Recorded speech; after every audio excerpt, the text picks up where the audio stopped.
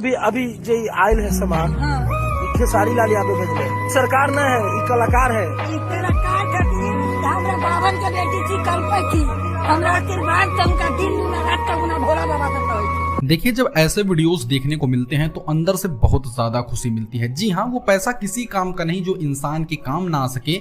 जी हाँ दोस्तों, हम आपको बता दें खेसारी भैया ने कुछ ऐसे लोगों की भी मदद की जिनकी मदद कोई नहीं कर रहा था। जी हाँ, वहां तक सरकार की सुविधाएं भी एक समय तक नहीं पहुंच पा रही थी। तब खेसारी भैया ने बाढ़ से पीड़ित लोगों के लिए राशन भिजवाया था।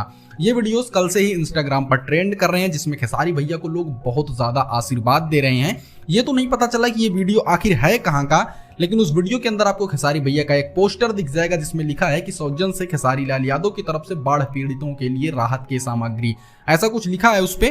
तो दोस्तों, इसी तरह से हमारे खेसारी भैया जब लोगों की मदद करते हैं तो इसी तरह से लोग इनको बहुत ज्यादा प्यार देते हैं। और जिन बूढ़ी दादी को आपने देखा, इन्होंने दिल से खेसारी भैया को आशीर्वाद दिया। शायद यही कारण है कि खेसारी भैया दिन प्रतिदिन तरक्की करते जा रहे हैं।